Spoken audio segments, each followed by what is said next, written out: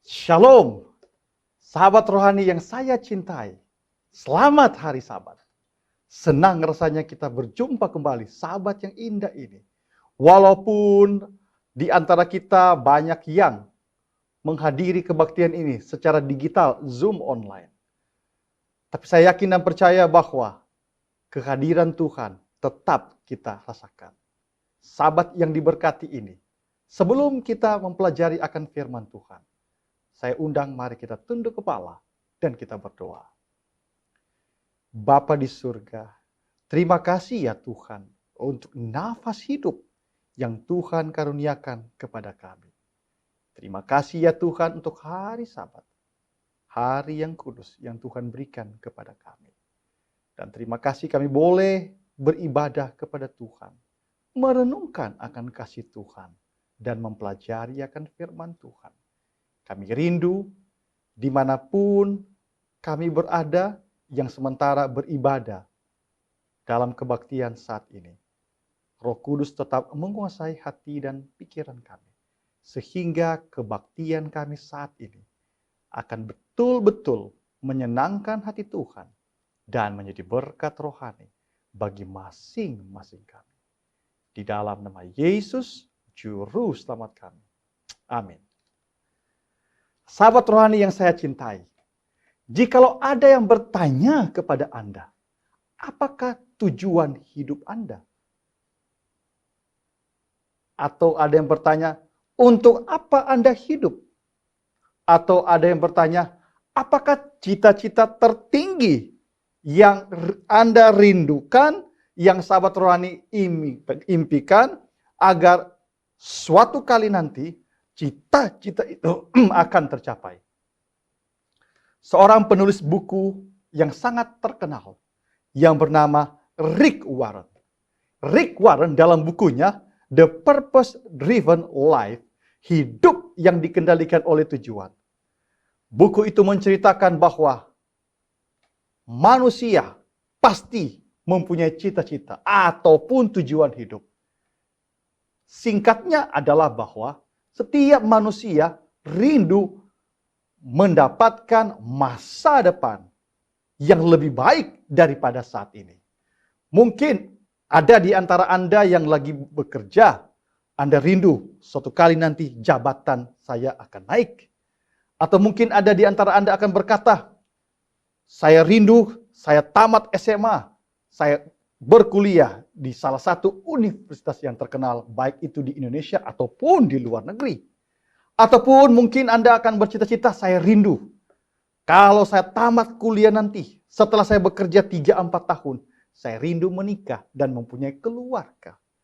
Ataupun ada yang akan berkata, pendeta, saya rindu. Cita-cita saya adalah, kalau saya sudah pensiun, saya pensiun dengan tubuh yang sehat, keluarga yang diberkati. Namun, apa yang kita pikirkan, saya pikirkan, Anda pikirkan, semua kita pasti mempunyai cita-cita. Saya rindu membawa pikiran Anda, para sahabat rohani, dalam satu ayat.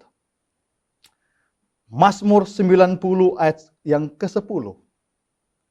Masa hidup kami 70 tahun. Dan jika kami kuat, 80 tahun. Dan kebanggaannya adalah kesukaran dan penderitaan. Sebab berlalunya buru-buru dan kami melayang lenyap. Anda mau siap atau tidak? Mau atau tidak? Sekali kelak Anda dan saya, para sahabat rohani yang saya cintai, kita akan tua. Kalau mungkin saat ini kita masih ganteng, masih cantik, tapi someday, suatu kali nanti, kita akan tua juga.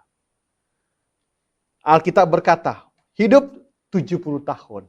Kalau kuat, 80 tahun. Setelah itu, kesukaran. Suatu kali, sementara ada acara ulang tahun. Selesai pendeta mendoakan seorang nenek. Nenek ini usianya 86 tahun. Setelah amin, nenek ini berkata kepada pendeta, pendeta, Kenapa pendeta doakan saya umur yang panjang? Loh, pendeta kaget. Kenapa memangnya? Pendeta, 86 ini sudah lebih dari cukup. Tuhan sudah berikan saya bonus 16 tahun, pendeta. Mau berapa lama lagi pendeta saya hidup? Toh, saat ini atau nanti saya juga akan meninggal, pendeta. Tapi saya rindu kalau saya mau beristirahat, saya meninggal dalam keadaan sehat walafiat.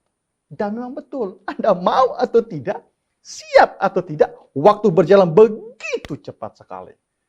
Mazmur 144 ayat 3 dan 4 berkata, "Ya Tuhan, apakah manusia sehingga Engkau memperhatikannya? Dan anak manusia sehingga Engkau memperhitungkannya." Ayat yang keempat dari Mazmur 144. Manusia sama seperti angin. Hari-harinya seperti bayang-bayang yang lewat. Hidup Anda dan saya cepat sekali berlalu. Seperti angin dia lewat. Bahkan Pengkhotbah 12 ayat yang ke-7 berkata, dan debu kembali menjadi tanah. Seperti semula dan roh kembali kepada Allah yang mengaruniakan.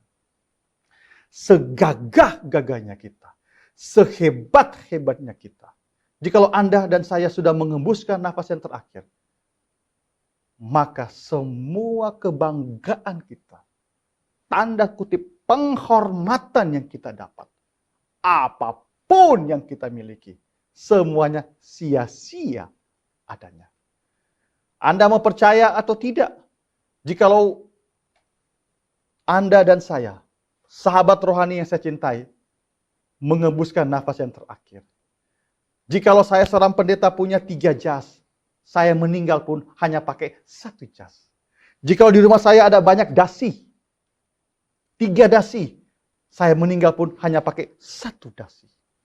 Semua yang saya miliki, baik kemeja, baik celana, baik jas, sepatu, kaos kaki, semua saya hanya pakai 1 pasang. Dan yang lebih ironis lagi, apapun yang kita miliki, rumah, mobil, harta yang lain, kita tidak bawa 1. Saudara dan saya, sahabat rohani yang Anda bawa hanya lebar 1 meter, panjang 2 meter. Peti jenazah. Hanya itu yang kita bawa. Kita nggak bawa barang-barang yang lain lagi. Itulah kehidupan manusia. Tidak heran Musa memberikan nasihat.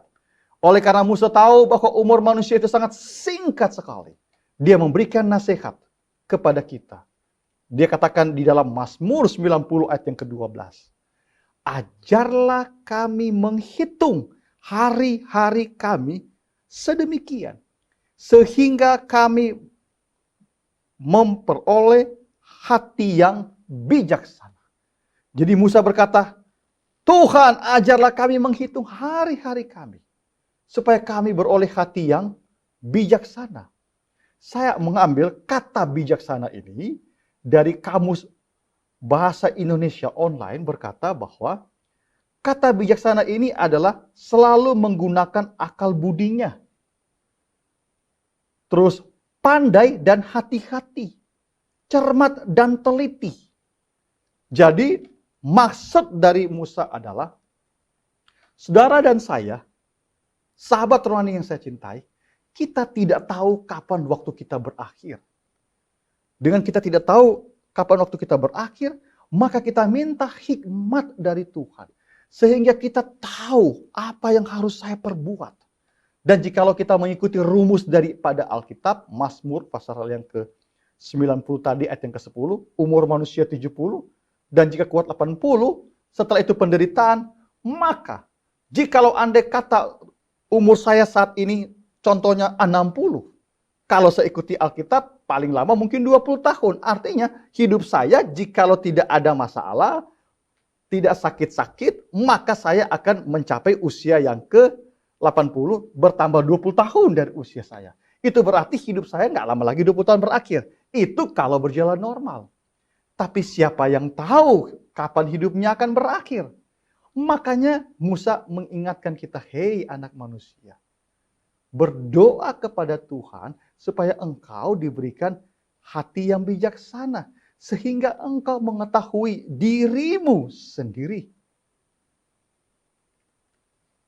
Cepat atau lambat, mau atau tidak, hidup Anda dan saya, sahabat rohani yang saya cintai, sangat singkat sekali. Maka untuk itu, pada saat ini, sahabat ini, saya mau mengajak kita. Ingat, hidup ini adalah kesempatan. Itulah khotbah saya, judul khotbah saya. Hidup ini adalah kesempatan. Kesempatan untuk berubah. Apa yang berubah? Berubah tujuan hidup kita. Pertanyaannya adalah, apa sebenarnya harus menjadi tujuan hidup kita? Di dalam Filipi 3 ayat yang ke-20 berkata, karena kewarganegaraan kita adalah di dalam surga. Dan dari situ juga kita menantikan Tuhan Yesus sebagai juru selamat. Artinya bahwa Anda dan saya, sahabat rohani yang saya cintai, hidup di dunia ini hanya sementara. Tujuan hidup kita adalah kita rindu untuk masuk dalam kerajaan surga. Amin. Itu tujuan hidup kita. Itulah cita-cita hidup kita. Ada satu artikel yang saya baca yang ditulis oleh seorang hamba Tuhan, Ellen G. White, dalam manuskrip 5 halaman 255 paragraf kedua. Ia berkata bahwa haruslah menjadi cita-cita tertinggi dalam hidup kita, yaitu bersedia ke surga. Jadi cita-cita yang paling utama bagi kita, bagi Anda dan saya adalah kita harus siap untuk masuk dalam kerajaan surga. Amin. Itu cita-cita kita. Cita-cita yang paling indah, yaitu Anda dan saya sebagai orang yang percaya kepada Yesus. Orang yang percaya akan iman kita kepada Yesus. Yang selalu kita berdoa, selalu kita baca Alkitab. Maka kita berdoa, Tuhan, saya punya cita-cita. Saya rindu untuk bertemu dengan Tuhan. Kalau Tuhan datang yang kedua kali. Kalau saat ini kita beribadah, menyebut nama Tuhan, kita nggak melihat wajah Yesus muka dengan muka. Kalau kita berdoa, Tuhan Yesus tolong saya. Kita nggak lihat wajah Yesus. Makanya, kita berdoa. Tujuan hidup kita adalah Tuhan, saya rindu untuk bertemu dengan Engkau. Saya rindu untuk masuk dalam kerajaan surga. Bukan cuma itu, saya rindu Tuhan untuk bertemu dengan mereka-mereka yang telah beristirahat di dalam Tuhan. Karena kita tahu bahwa orang yang meninggal itu hanyalah tidur sementara. Mereka akan dibangkitkan kalau Tuhan datang yang kedua kali. Jadi kita berdoa, itulah tujuan hidup kita. Mau bertemu dengan Tuhan, mau bertemu dengan Yesus yang kita cintai, mau bertemu dengan kekasih-kekasih kita yang telah mendahului kita. Saya suka sekali ayat ini. Ayat ini bagi saya sangat indah sekali. Dalam Yesaya 35 ayat yang ke-10 berkata, dan orang-orang yang dibebaskan Tuhan akan pulang dan masuk ke Sion dengan bersorak-sorai. Sedang sukacita abadi meliputi mereka. Kegirangan sukacita akan memenuhi mereka. Kedukaan dan keluh kesah akan menjauh. Betapa indahnya kalau Tuhan datang yang kedua kali. Kita yang beribadah, yang kebaktian sahabat ini, kita akan bertemu dengan Yesus muka dengan muka. Amin. Betapa indah, ada sukacita. Bahkan Wahyu 21 ayat yang keempat berkata, dan ia akan menghapus segala air mata dari mata mereka. Dan maut tidak akan ada lagi. Tidak akan ada lagi perkabungan atau rata tangis atau duka cita. Sebab segala sesuatu yang lama itu berlalu. Betapa indah. Anda mau percaya atau tidak? Saat ini dunia dilanda pandemi COVID-19. Sudah kurang lebih 2 tahun lamanya. Ada banyak air mata kita lihat. Ada banyak tangisan kita dengar. Ada banyak duka cita terdengar di mana-mana. Melihat, merasakan kehilangan kekasih-kekasih mereka yang meninggal karena pandemi COVID-19. Tidakkah Anda rindu untuk bertemu dengan Tuhan? Tidakkah Anda rindu Yesus datang yang kedua kali.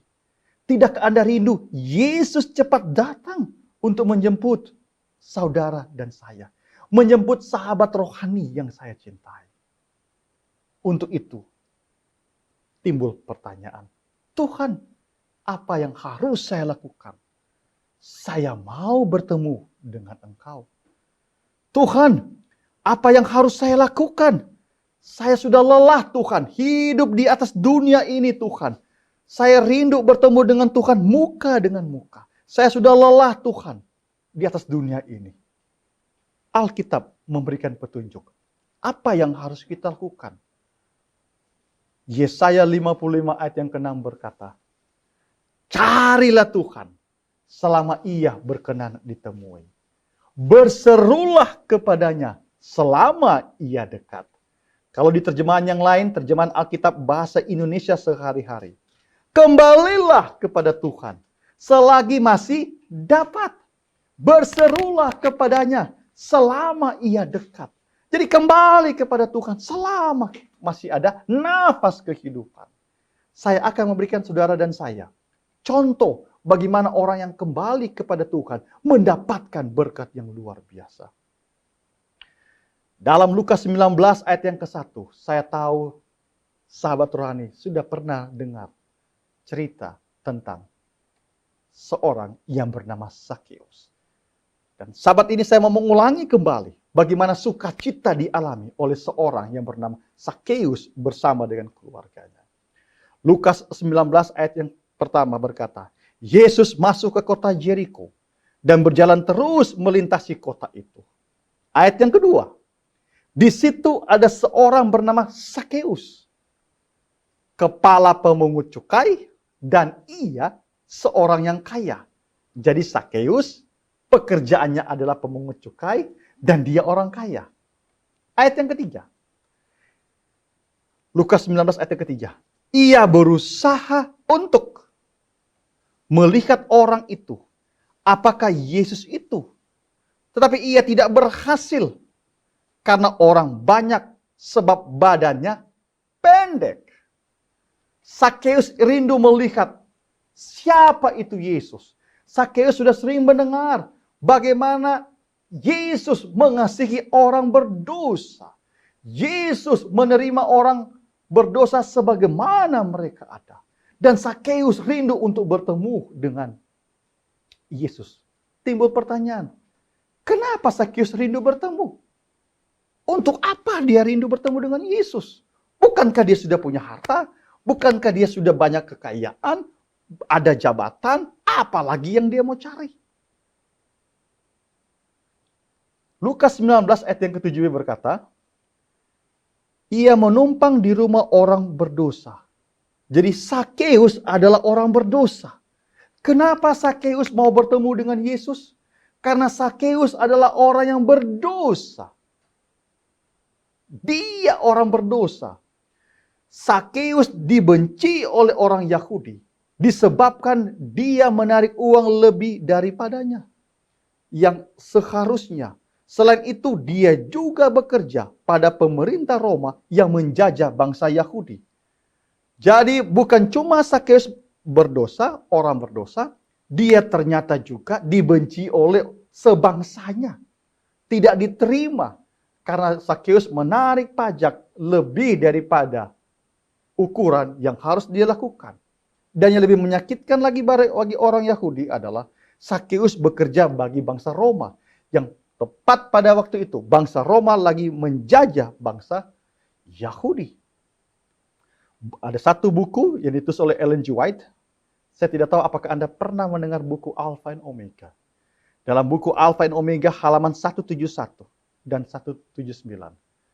Dikatakan, Sakeus dibenci oleh orang sekampungnya.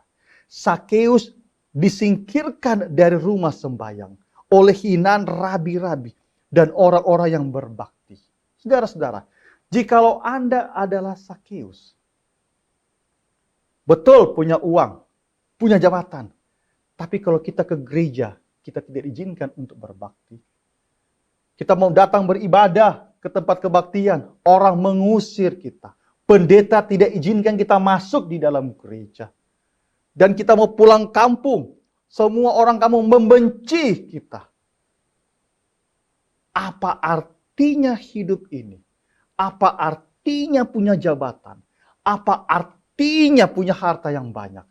Tapi Anda, sahabat rohani yang saya cintai, kita dibenci oleh orang yang lain. Tidak heran Sakeus rindu untuk bertemu dengan Yesus. Dia rindu bertemu dengan Yesus. Walaupun dia pendek, dia memanjat pohon. Dia rindu untuk bertemu dengan Yesus. Saya tidak pernah bisa bayangkan orang yang kaya seperti Sakeus. Saya yakin pasti jubah Sakeus itu sangat indah sekali. Pernahkah Anda lihat orang yang kaya manjat pohon? Atau mungkin seperti saya pendeta, contohnya tanda kutip. Saya seorang pendeta, terus saudara lihat saya lagi panjat pohon, pakai jas. Maka orang bilang, ini pendeta ini masih waras atau tidak ya? Kok pendeta panjat pohon pakai jas? Sakeus pun begitu. Sakeus ingat waktu itu jubah adalah menunjukkan jati diri dari seseorang. Dia pakai jubah. Dan Anda bayangkan dia naik pohon pakai jubah yang mahal, yang jubah yang indah. Dia tidak mau pusing apa kata orang. Tujuan dia adalah dia mau bertemu dengan Yesus. Dan puji Tuhan, keinginannya terkabul. Lukas 19 ayat yang kelima berkata, ketika Yesus sampai ke tempat itu, ia melihat ke atas dan berkata, Sakeus, segeralah turun. Sebab hari ini aku harus menumpang di rumahmu. Sahabat rohani yang saya cintai, kata menumpang dalam bahasa Inggris itu adalah abide. Abide itu adalah tinggal. Yang diterjemahkan adalah to accept without objection. Jadi mau menerima tanpa ada penolakan. Atau to remain as one, not to become another. Jadi menjadi satu. Jadi Yesus menunjukkan kepada orang-orang dan berkata kepada Yesus, saya harus tinggal di rumahmu, artinya bahwa saya menerima engkau sebagaimana engkau ada. Saya menerima engkau, tidak menolak engkau. Saudara-saudara, betapa indah kalimat yang didengar oleh Sakeus. Waktu dia mendengar Yesus berkata, saya mau tinggal di rumahmu. Sementara orang lain pun menghindar untuk bertemu dengan Sakeus. Sementara orang lain mengusir dia di tempat kebaktian, memandang remeh. Tapi Yesus di hadapan orang banyak, kerumunan orang banyak. Dia menunjukkan, Sakeus, saya menerimamu sebagaimana engkau ada. Tidak heran. Sakeus pulang dengan sukacita di rumahnya. Disaksikan oleh keluarganya. Dan disaksikan juga oleh orang-orang yang mengikutinya. Dia berkata dalam Lukas 19 ayat yang ke-8. Tuhan, setengah dari milikku akan kuberikan kepada orang miskin. Dan sekiranya ada sesuatu yang kuperas dari seseorang akan kukembalikan 4 kali lipat. Saudara-saudara, itu tidak main-main.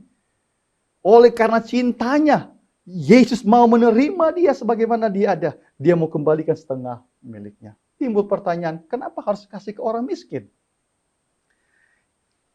Yesaya 58 ayat 7 dan 8 berkata, supaya engkau memecah-mecahkan rotimu bagi orang lapar, dan membawa ke rumahmu orang miskin yang tak punya rumah. Dan apabila engkau melihat orang telanjang, supaya engkau memberi dia pakaian, dan tidak menyembunyikan dia terhadap saudaramu sendiri. Ayat yang ke-8, Yesaya 58. Dan pada waktu itu terangmu akan mereka seperti fajar. Dan lukamu akan pulih dengan segera. Kebenaranmu akan menjadi barisan di depanmu. Dan kemuliaan Tuhan barisan belakangmu. Orang-orang Yahudi, bangsa Israel pada waktu tahu itu. Bahwa dengan menolong orang-orang miskin. Maka katanya, hidupmu itu akan diberkati. Jikalau engkau menolong orang-orang yang susah, kemuliaan Tuhan akan menjadi bagianmu. Dan bagi orang-orang Yahudi, orang-orang miskin itu, menolong orang miskin itu adalah bukti Anda itu setia. Bukti Anda itu beragama. Sekarang timbul pertanyaan, kenapa harus 4 kali lipat dia kasih? Kalau nanti setelah gereja, setelah ibadah ini, kebaktian ini, saudara boleh baca Imamat 6 ayat 1 sampai 5 dan Ulangan 5 ayat yang ke-7 dan seterusnya. Jika seseorang merampas atau memeras dari seseorang, maka ia harus mengembalikan rampasan itu ditambah 1/5. Di 2 Samuel 12 ayat 1 sampai 6, jika seseorang mengambil satu-satunya milik orang, maka ia harus menggantikan 4 kali lipat. Dan Sakeus tahu bahwa dia telah peras orang, dia telah mengambil harta orang, maka Sakeus harus mengganti 4 kali lipat. Tidak heran dia katakan, Yesus, setengah dari harta saya berikan kepada orang miskin. Dan jikalau ada orang yang saya rugikan, yang peras, saya akan kembalikan 4 kali lipat. Lukas 19 ayat yang ke-8. Saya pernah membaca satu majalah dalam Review and Herald, terbitan Oktober 1882 berkata, roh dermawan adalah roh surga. Roh cinta diri adalah roh setan. Sakeus menunjukkan itu. Roh dermawan adalah roh surga. Tidak heran hanya mereka yang merasakan dan mengalami kasih dan pengampunan Yesus dalam hidupnya akan memberi dengan tulus hati. Saudara-saudara, apa sambutan daripada Yesus setelah Sakeus katakan, setengah dari harta saya akan kuberikan kepada orang miskin. Dan jikalau ada yang saya peras, saya akan ganti 4 kali lipat. Ini balasannya dari Tuhan. Lukas 19 ayat yang ke-9 berkata, kata Yesus, hari ini telah terjadi keselamatan kepada rumah ini. Hari ini terjadi keselamatan. Sebelumnya Sakeus mau ke tempat ibadah ditolak. Dia mau berbakti ditolak, dihina, dibenci. Tapi saat ini, saat yang diberkati bagi Sakeus, dia mendapatkan keselamatan. Dari siapa? Oknum yang paling tertinggi. Keselamatan bukan terjadi hanya kepada Sakeus, tapi juga terjadi kepada istri dan anak-anak dan keluarganya. Betapa indah berkat yang dialami oleh Sakeus. Tidak heran ada satu buku, Desire of Ages, karangan penulis daripada seorang hamba Tuhan bernama Ellen G. White berkata, dalam Desire of Ages halaman 555 paragraf ketiga, rumah tangga Sakeus adalah rumah tangga yang paling disukai di seluruh Yericho. Sebelumnya rumah tangga Sakeus adalah rumah tangga yang paling dibenci. Tapi setelah Sakeus datang kepada Yesus, menjadikan hidupnya saluran berkat, Sakeus diberkati oleh Tuhan. Rumah tangganya diberkati. Sahabat rohani yang saya cintai, hidup ini adalah kesempatan. Pasti kita pernah dengar lagu, hidup ini adalah kesempatan. Hidup ini untuk melayani Tuhan. Terus ada refnya. Jangan sia-siakan waktu yang Tuhan beri. Hidup ini harus jadi berkat. Oh Tuhan, pakailah hidupku selagi aku masih kuat. Bila saatnya nanti ku tak berdaya lagi, hidup ini sudah jadi berkat. Hidup Sakeus sudah menjadi berkat. Saudara-saudara, sahabat rohani saya cintai. Hidup ini singkat. Selagi masih ada kesempatan. Ingat, tujuan hidup kita adalah bersedia untuk bertemu dengan Tuhan. Tujuan hidup kita adalah keselamatan. Tujuan hidup kita adalah bertemu dengan Tuhan muka dengan muka. Seperti Sakeus, dia abdikan diri kita. Pernah suatu kali ada seorang bertanya, pendeta, bagaimana caranya kita membalas akan kebaikan Tuhan dalam hidup kita? Saya katakan sangat sederhana. Jikalau engkau mau balas kebaikan Tuhan, jadikan hidupmu jadi berkat. Berikan perpuluhan kepada Tuhan. Setiap kali engkau dapatkan berkat, potong 10%. Karena perpuluhan adalah bukti kesetiaanmu kepada Tuhan. Terus, berikan persembahan kepada kepada Tuhan.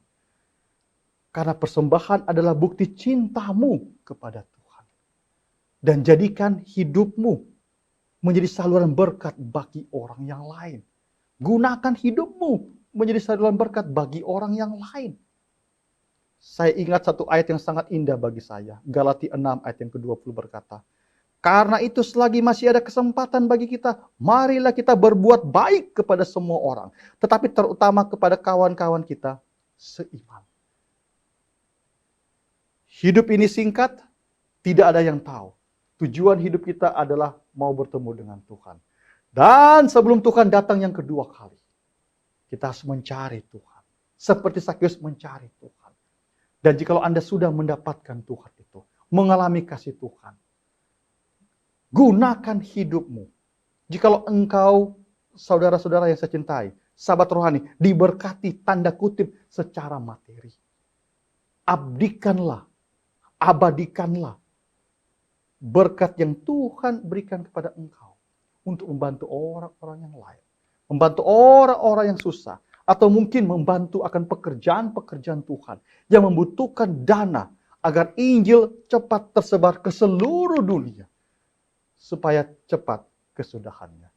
Mengakhiri khotbah saya sahabat ini. Saya mau mengakhiri dengan membaca Alkitab dalam Mazmur 139 ayat 23 dan 24 berkata, selidikilah aku ya Allah, dan kenalah hatiku. Ujilah aku, dan kenalah pikiran-pikiranku. Ayat yang ke-24 dari Mazmur 139, lihatlah apakah jalanku serong, dan tuntunlah aku di jalan yang kekal. Sakeus telah melakukan itu. Dia melakukan oleh karena sebelumnya hidupnya adalah hidup yang tanda kutip serong. Jauh dari Tuhan. Tinggalkan Tuhan. Merugikan orang lain di dalam hidupnya. Tidak mau berkorban bagi orang yang lain. Dalam arti kata tanda kutip pelit. Tapi setelah Sakeus bertemu dengan Tuhan. Tuhan menuntun jalannya yang serong itu. Menjadi jalan yang membawa dia kepada kekekalan.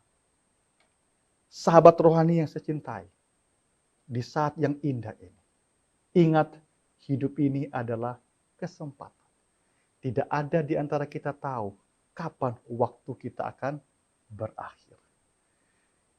Untuk itu, karena hidup ini adalah kesempatan. Inilah kesempatan kita berubah tujuan hidup kita. Tujuan hidup kita adalah kita rindu bertemu dengan Tuhan. Cara kita rindu bertemu dengan Tuhan adalah kita mencari Tuhan selagi masih ada kesempatan. Tanya kepada Tuhan, Tuhan, lihatlah hati dan pikiranku.